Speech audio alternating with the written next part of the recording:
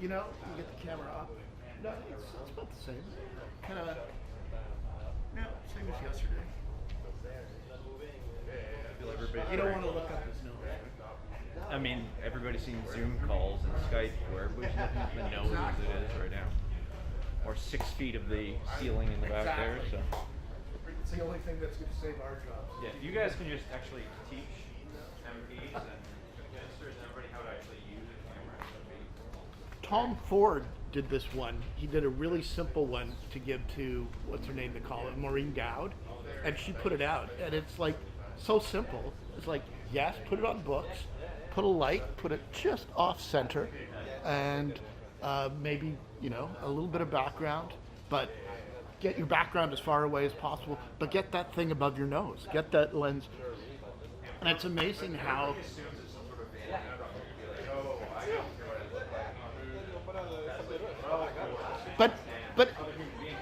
but it's so, if it's a distraction, then it's not doing you any favor. If the book's behind you are in focus and you're going, ooh, that guy read, you know, Jacqueline Suzanne, or oh, who does he think he is reading some book he's never even cracked? Oh, we've had articles written about the books he has. Oh, I'm sure. Absolutely. There's whole YouTube channels.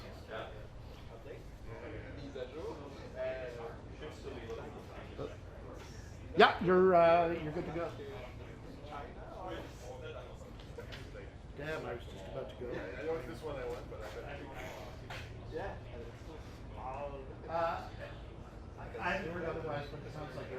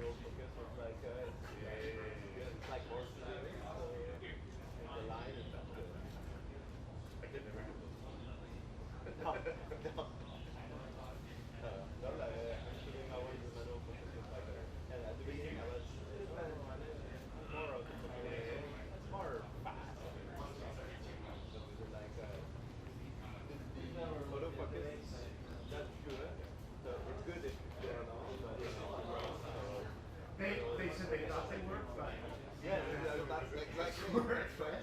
I think it's big time. Not coming back.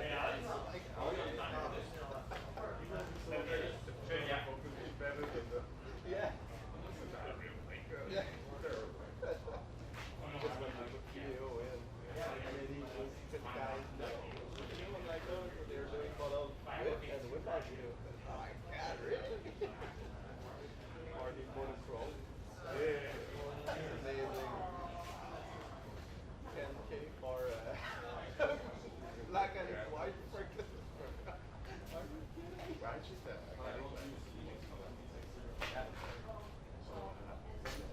So were you going to the bureau at all?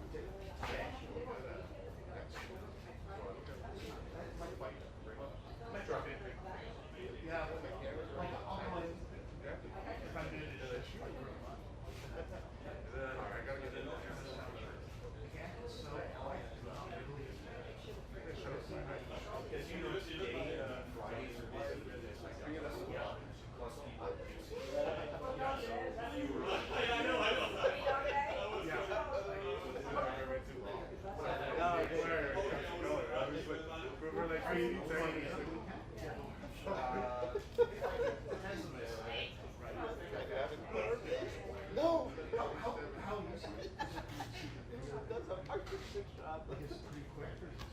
Way better in Like if you're doing a Polish flood.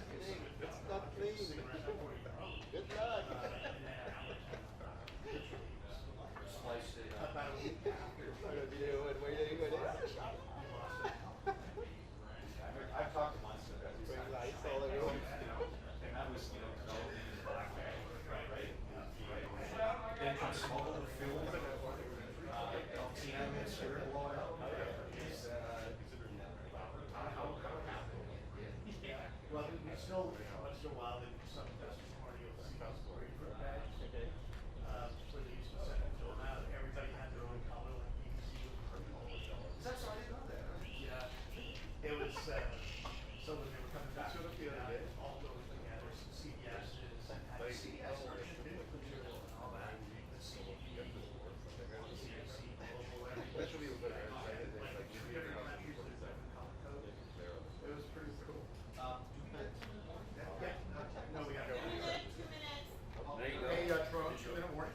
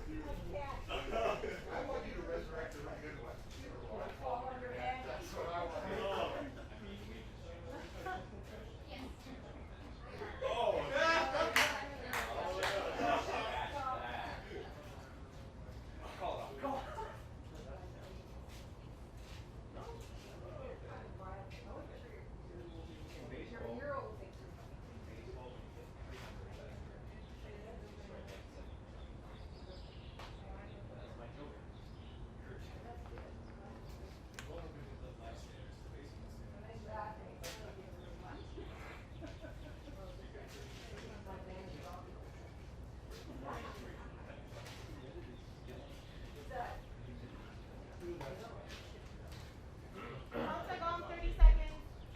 30 seconds, guys. 30 seconds.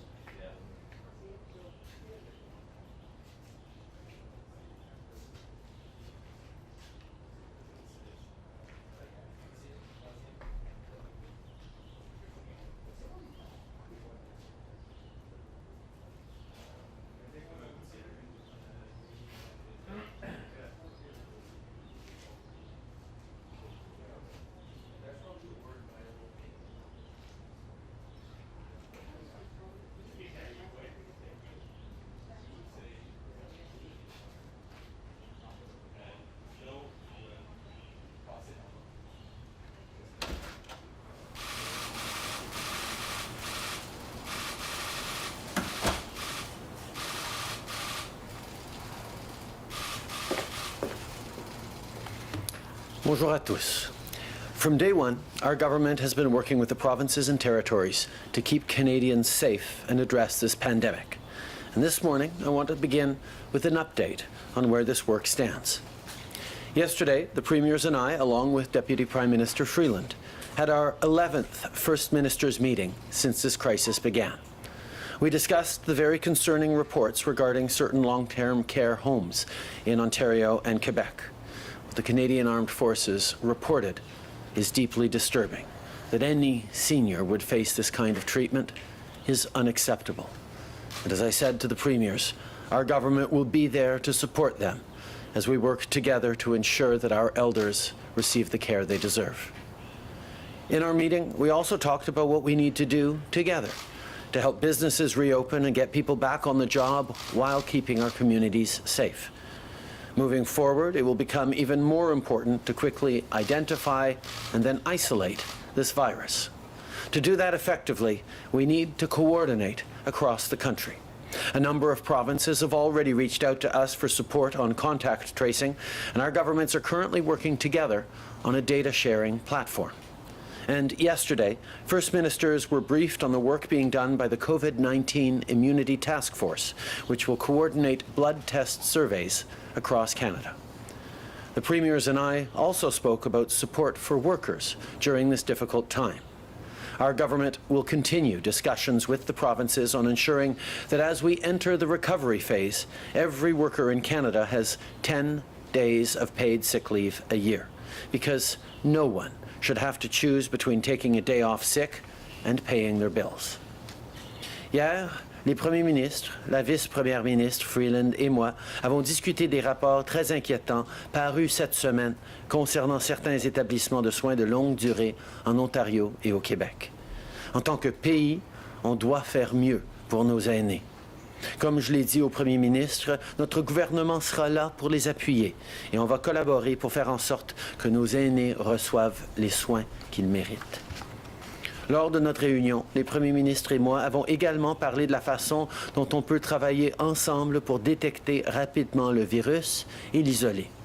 Les premiers ministres ont reçu une mise à jour concernant les travaux du groupe de travail sur l'immunité COVID-19 qui va coordonner les analyses sanguines à travers le pays. Nous avons aussi discuté de la façon dont on appuie les travailleurs durant cette période difficile.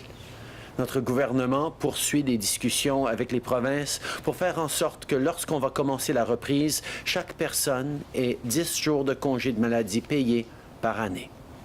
Notre gouvernement travaille aussi avec les dirigeants des Premières Nations, des Inuits et de la nation métisse pour soutenir les communautés pendant la crise.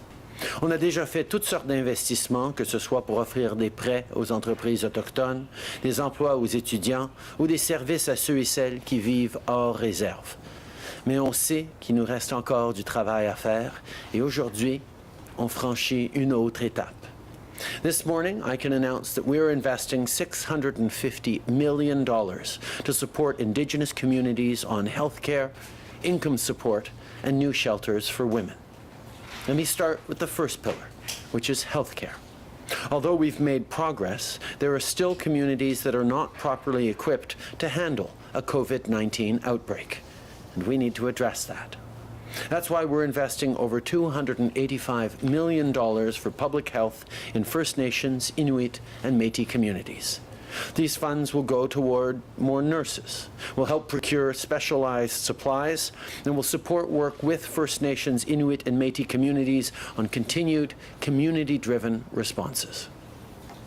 Having the right health care is essential, but it isn't the only concern facing communities right now. Because of this pandemic, a lot of people also need a hand in paying for the basics. So, as a second pillar of this investment, we are boosting the On-Reserve Income Assistance Program. This money will support people living on reserve who need help paying for things like groceries, cleaning supplies, or rent. A portion of this funding will also help First Nations communities continue to provide services like skills training and support for people as they navigate federal benefits. The work being done in communities by members of the communities is incredibly important to help people get through this very challenging time. And that brings me to the third pillar of this funding, investment in shelters. In April, we announced $10 million so that emergency shelters for Indigenous women and children could adapt to the new challenges posed by COVID-19. This is vital support in the short term. But in the long term, more still needs to be done. So today I can announce that our government is investing an additional $85 million for new shelters for Indigenous women. These shelters will be built in communities across the country, including in the north. No one should have a place to stay when they're unsafe. No one should have a place to stay. No one should have to stay in a place where they're unsafe. No one should be forced to choose between violence or homelessness. These new shelters will offer a path forward when people need it most. Ce matin, j'annonce un nouvel investissement de 650 millions de dollars pour aider les communautés autochtones à traverser cette crise. De cette somme, plus de 285 millions de dollars seront investis dans les soins de santé. C'est de l'argent qui va permettre d'augmenter le nombre d'infirmières dans les communautés des Premières Nations et d'acheter du matériel spécialisé. Les fonds seront aussi utilisés pour appuyer le travail qu'on accomplit avec les communautés des Premières Nations, des Inuits et des Métis pour trouver des solutions à long terme axées sur les communautés en matière de santé. Nous allons également bonifier le programme d'aide aux revenus dans les réserves pour aider ceux qui vivent dans les réserves avec leurs dépenses quotidiennes. Et une partie des fonds de ce programme permettra aux communautés des Premières Nations de continuer d'offrir plusieurs services importants. Finalement, on a investi 85 millions de dollars dans des nouvelles maisons d'hébergement pour les femmes autochtones. Ces nouveaux refuges, qui seront situés dans les communautés, vont offrir aux femmes un endroit sûr et des ressources lorsqu'elles en auront le plus besoin. I want to end today with an update on another measure we've taken to keep Canadians safe. Earlier this morning, Minister Garneau announced that large cruise ships will not be allowed in Canadian waters until at least October 31st. This decision extends the one we made in March, which was taken to protect our coastal communities. COVID-19 is still a very serious threat, but with the right plan and with the right investments, we will weather this storm together. Merci. Thank you, Prime Minister. We'll now go to the phone for questions. One question, one follow-up. Operator. Thank you. Merci. First question, Kate Balangaro, Bloomberg. Line open. Hi, Prime Minister. I have a question about the Finance Ministry has updated the cost estimates for CERB and the wage subsidy that shows companies aren't using CEWS as much as you'd hope. And it seems that they're happy that the government is footing the bill for these programs. And is this smaller take-up of the wage subsidy a concern for you and the attitude you're seeing from businesses? I think it demonstrates how hard this pandemic hit our economy and how many people actually found themselves without a paycheck, which is why we were glad we have the CERB to be able to support millions of Canadians who need help paying for groceries, paying their rent.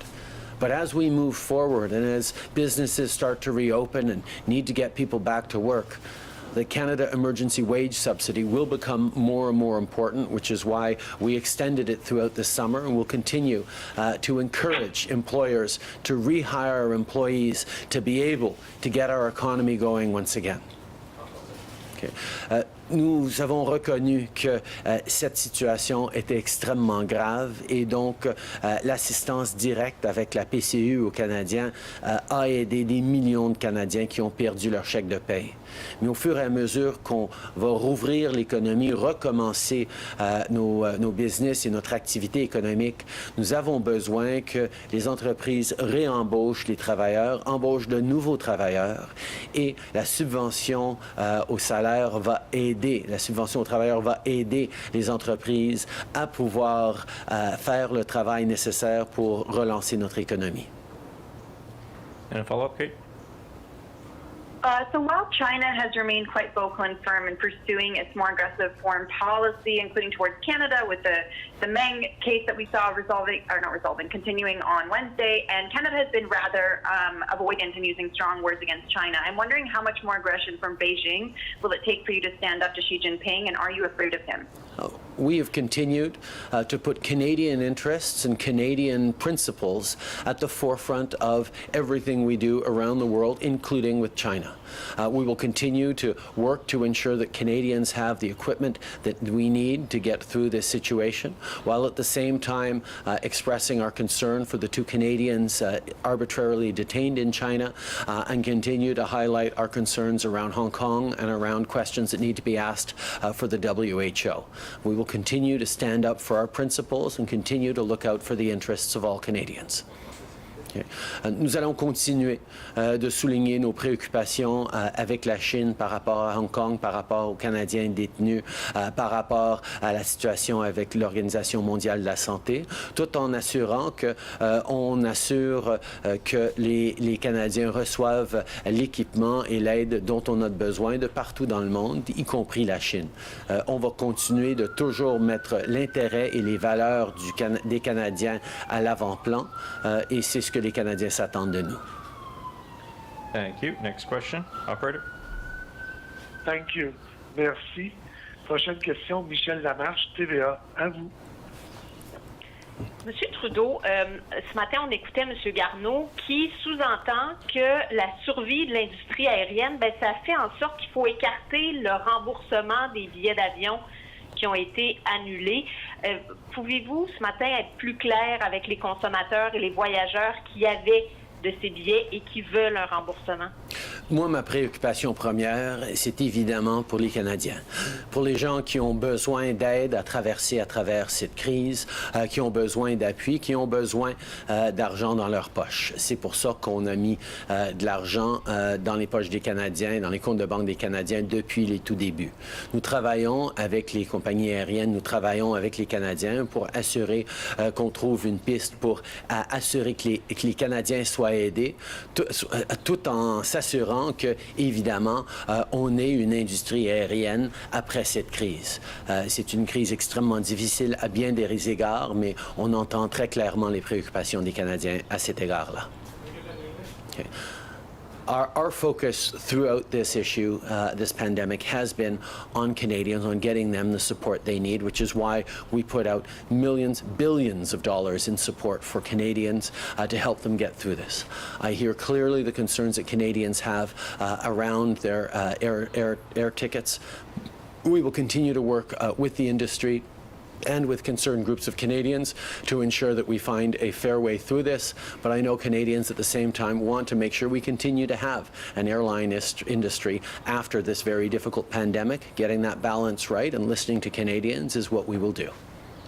Un suivi, Michel? Oui, je reviens à la charge. Est-ce que la survie de l'industrie est menacée par le remboursement des billets? Je veux vous entendre sur les CHSLD. Après votre rencontre avec les PM des provinces, est-ce que vous constatez que ça prend des directives nationales pour les CHSLD?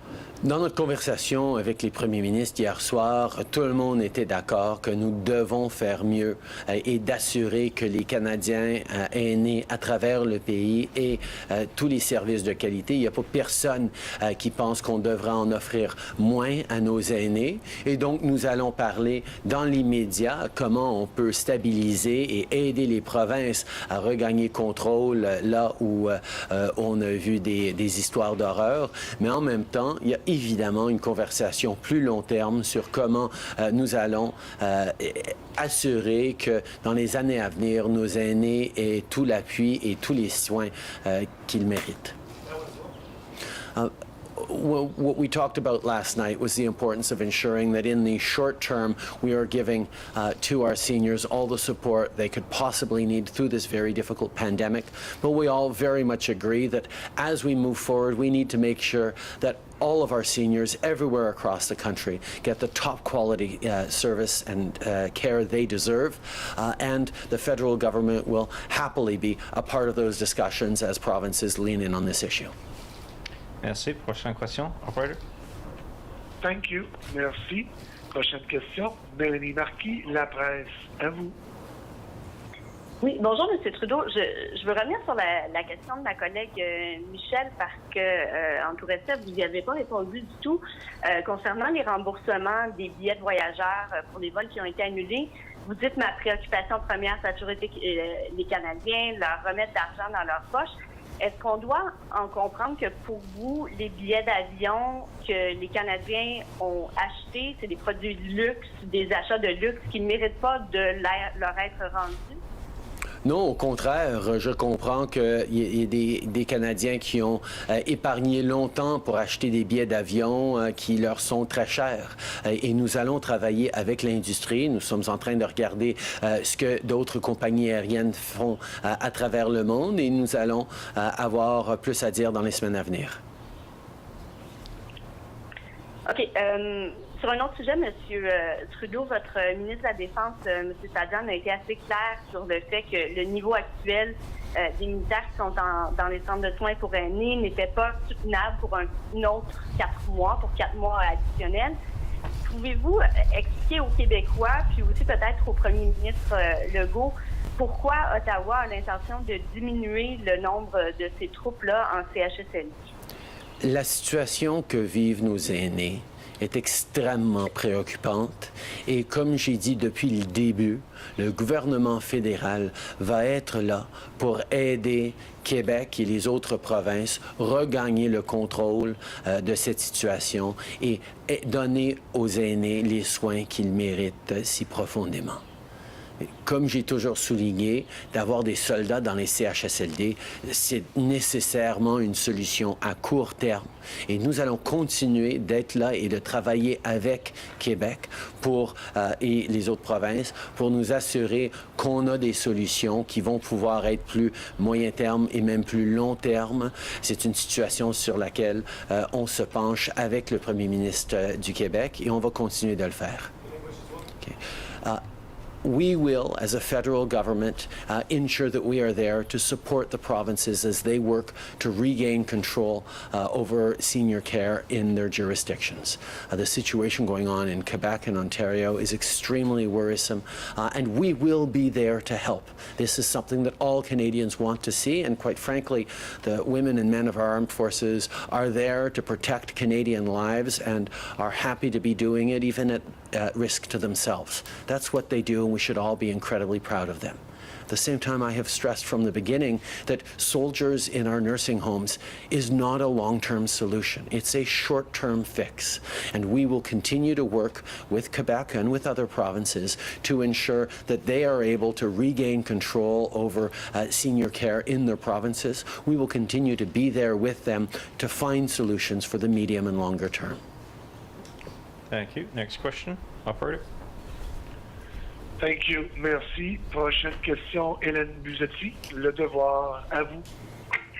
Oui, bonjour Monsieur Trudeau. Écoutez, je voulais juste vous entendre parce que plus tôt cette semaine, Jason Kenney a dit qu'il était impensable de prolonger le confinement ou éventuellement de le recommencer parce que ça heurtait trop la population en général, alors que ce sont seulement les personnes très âgées qui meurent de la COVID. Il a invité les autorités de la santé publique à l'avenir à adopter des mesures de protection plus discrètes, je le cite. Qu'est-ce que vous pensez de ça? D'abord, nous, au fédéral, on prend nos directives et nos conseils des experts en santé publique qui continuent à stresser à quel point c'est important de protéger tous les Canadiens contre cette maladie. Effectivement, les aînés sont plus vulnérables et en plus grand danger de mort à cause de la COVID-19, mais on a vu des décès dans toute la population et nous devons de faire notre part pour protéger les plus vulnérables et tous les Canadiens. Nous allons continuer de chercher à rouvrir, à recommencer l'économie de façon responsable et graduelle, en gardant les principes scientifiques et la protection des Canadiens comme notre plus grande préoccupation. On ne peut pas avoir d'économie canadienne sans les Canadiens. Et pour avoir les Canadiens, il faut qu'ils soient en santé. Oui, en fait, sur un autre sujet, vous avez parlé de votre appel hier au premier ministre, notamment pour parler du congé de maladie de 10 jours. Je serais curieuse de savoir quelle a été la réceptivité des premiers ministres provinciaux. Là-dessus, on avait senti une certaine tiédeur. Et dans la même foulée, là, la semaine dernière, il y a une semaine, vous aviez offert en fait des téléphonistes pour aider à faire du traçage jusqu'à 23 000 appels par jour. Je me demandais si les premiers ministres provinciaux s'étaient prévalus de votre offre. Oui, il y a plusieurs provinces qui se sont prévalues de notre offre pour de l'aide avec la recherche de contacts et on continue de travailler avec toutes les provinces pour augmenter leur capacité parce qu'on sait que le dépistage et la recherche de contacts vont être essentiels s'il y a une deuxième vague ou même s'il y a une résurgence locale de COVID dans différents endroits dans les semaines et les mois à venir. Par rapport au congé de maladie, on a eu de très bonnes discussions encore hier soir. C'est sûr qu'il y a une variété de perspectives chez les premiers ministres par rapport à leurs besoins et leurs perspectives là-dessus. Les gens sont préoccupés qu'on n'ajoute pas plus de coûts aux entreprises pendant cette période de difficulté et d'incertitude, mais j'ai rassuré que le gouvernement fédéral allait prendre la grande partie de cet appui aux gens qui ont besoin de congés de maladie, parce qu'on sait que lors de l'automne, que les gens essayent de cacher un reniflement pour pouvoir travailler parce qu'ils doivent avoir leur chèque de paye pour pouvoir appuyer leur famille. C'est pas une bonne situation ni pour eux, ni pour leur lieu de travail, ni pour la société canadienne. Donc, nous devons éviter que les gens soient face à une question ou bien de travail ou de santé. Prime Minister Julie Van Dusen, CBC.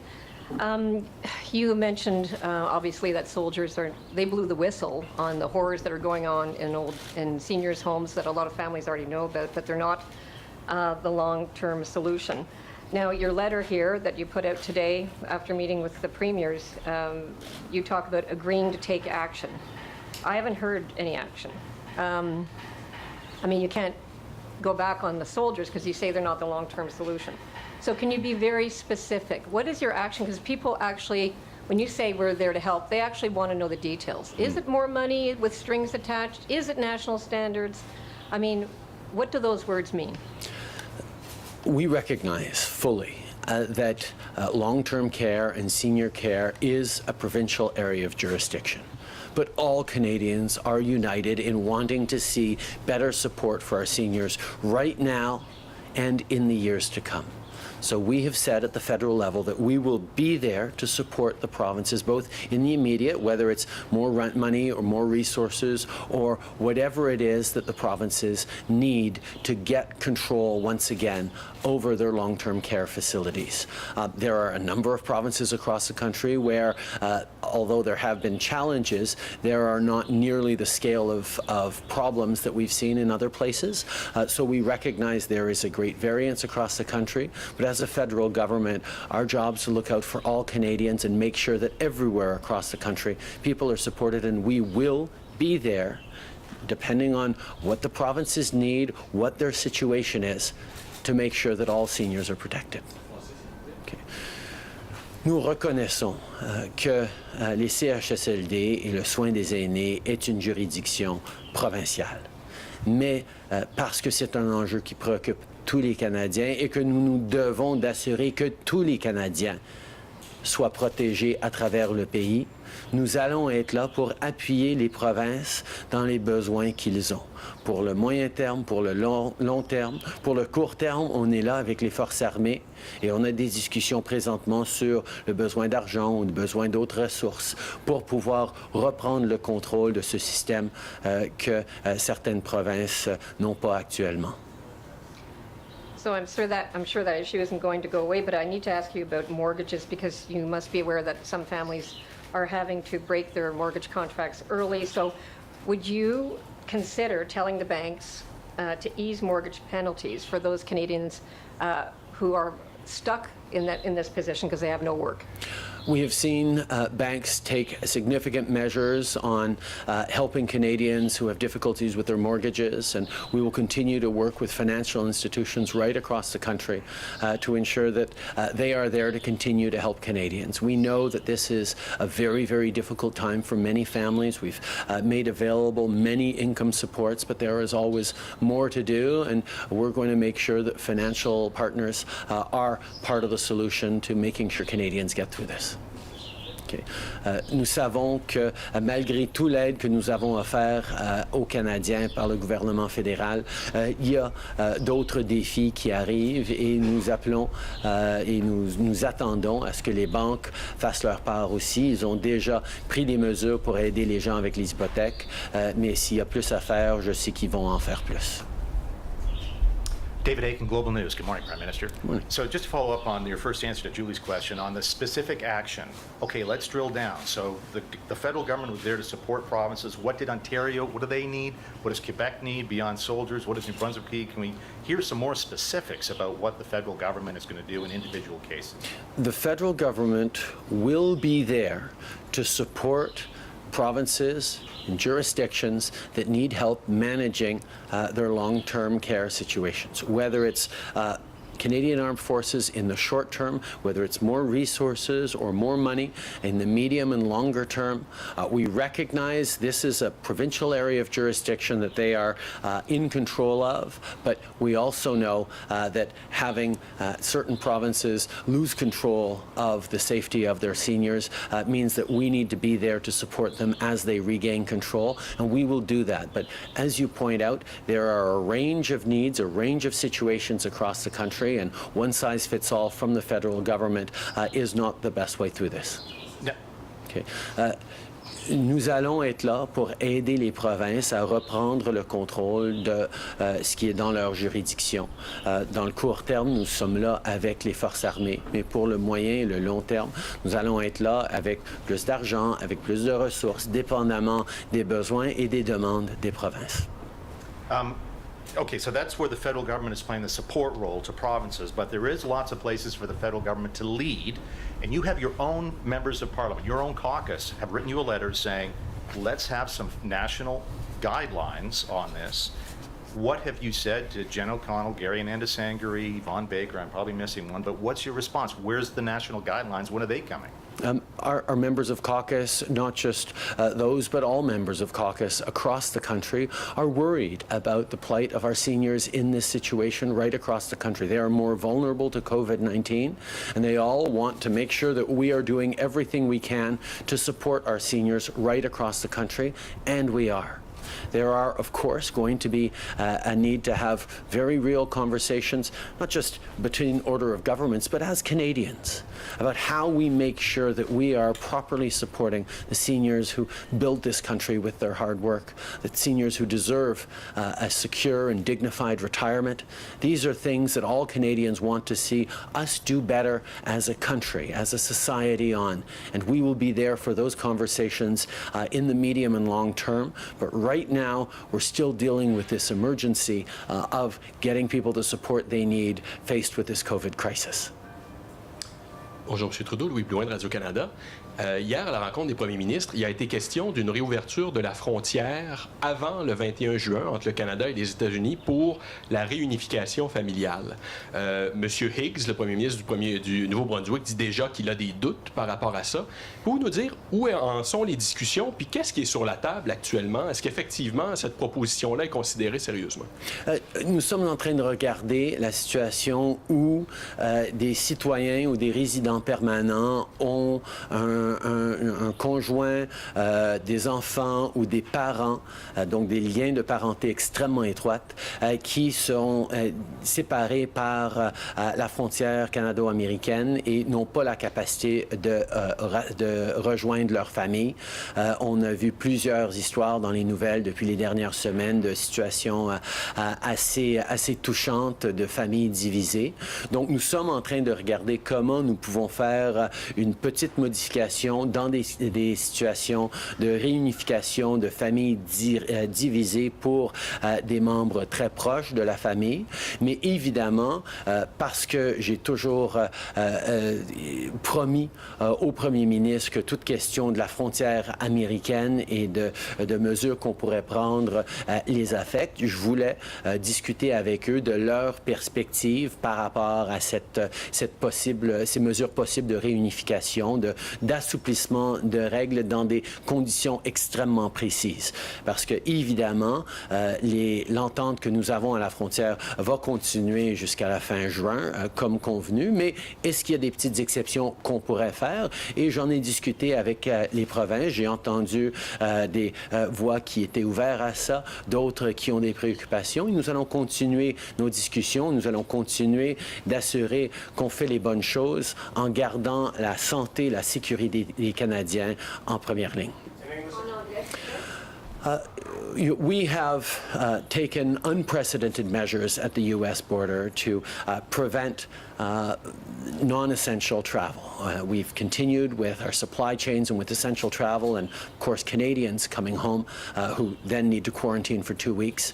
But there have been a number of stories in the media over the past weeks and things we've heard directly from MPs on families who have close family members who are separated because of citizenship at the U.S. border. And we have been looking at ways of perhaps allowing close family members, children, spouses, or parents of Canadian citizens or permanent residents to be able to reunite under strict conditions through a slight modification of the directives for the Canadian Border Services Agency.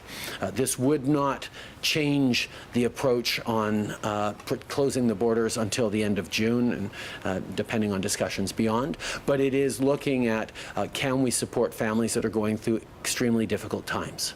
However, the borders are an issue that deeply concern all the provinces. So I've made many commitments to them over the past weeks that we would always bring up any issues or concerns we had around changes at the border. And we had a good discussion on it last night. There are a number of premiers who feel that for reasons of compassion, we should and could move forward with this measure. There are others who expressed a certain amount of concern about it. We will continue to engage with them. We will continue to look into this matter and ensure that no matter what we do, we are keeping the safety of Canadians and well-being of Canadians at the forefront of any decision. Juste pour préciser une chose là-dessus, à quelle échéance verriez-vous ça arriver selon vos scénarios à vous? Et sur les congés de maladie payés tantôt, vous avez dit que vous seriez prêt à assumer une grande partie de la responsabilité. Est-ce que ça veut dire que vous seriez prêt à payer pour l'entièreté du programme? Et est-ce que c'est assez pour convaincre les provinces récalcitrantes d'après vous? On est encore en discussion sur les congés de maladie, mais j'ai indiqué depuis le début que le gouvernement fédéral comprend que les réalités des coûts sur les entreprises ces jours-ci et même les limites sur les coffres provinciaux voudraient dire que le fédéral pourrait assumer la grande partie de ces investissements, et les conversations continuent. Par rapport aux mesures sur la frontière, on regardait pour les jours à venir, peut-être la semaine à venir, mais comme vous avez vu, les conversations continuent. Kevin Gallagher with CTV National News.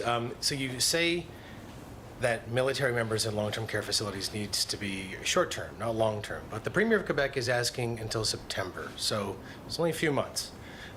Why can't the Canadian government commit to having the military assist long-term care homes in Quebec at least until that time? Is there something else those soldiers have to be stationed to or sent to? Is there a reason that that commitment to September can't be made? These are operational discussions that are ongoing between Quebec, the Government of Quebec and the Government of Canada and the Canadian Armed Forces. We will continue to have those discussions, and as I said, we will continue to do everything we can to be there to support Quebec as it works to regain control over its long-term care institutions. What discussions have you had with Ontario Premier Doug Ford? Of course, his government cut $34 million to long-term care funding, and now his province is asking the federal government for financial assistance. Where does that leave the federal government in helping provinces if they've already cut budgets to vital services for seniors and long-term care residents? I think many of those questions are the medium and longer-term questions around what we need to do to ensure that our systems are properly able to support our seniors. But at the same time, right now, we are focused on helping in an emergency situation, helping seniors, helping Canadians get through a very difficult situation. We will continue to be there for them. We will continue to work closely with provinces and give federal support wherever necessary. I just want to make a quick point on what is happening in the United States. Many Canadians of diverse backgrounds are watching, like all Canadians are, the news out of the United States with shock and with horror. Anti-Black racism is real. It's in the United States, but it's also in Canada. And we know people are facing systemic discrimination, unconscious bias, and anti-Black racism every single day. We need, as a society, to stand together, stand up against discrimination, be there for each other in respect, but also understand that we have work to do as well in Canada, in our systems that we need to work forward on. And I call on all Canadians, whether it's anti-Black racism or anti-Asian racism or racism and discrimination of any type, to stand together in solidarity, to be there for each other, and know just how deeply people are being affected by what we see on the news these past few days. Je prends un moment pour souligner aux Canadiens qui regardent avec stupéfaction et horreur ce qui se passe aux États-Unis, pour rappeler que même si on voit tout ça se passer aux États-Unis, au Canada, on n'est pas sans vivre du racisme, de la discrimination, et nous devons de faire mieux, que ce soit du racisme anti-noir, que ce soit du racisme anti-asiatique, que ce soit de la discrimination systémique.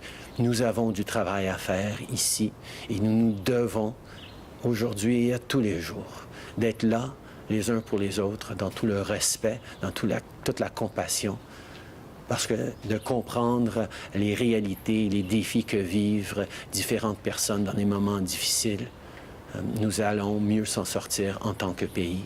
Je sais que les Canadiens sont là les uns pour les autres. On le voit à tous les jours pendant cette pandémie. Et nous allons continuer de l'être. Thank you. Thank you very much. Julie, I just wanted to wish you all the very best in your next chapters. Oh, thank you so much. Thank you.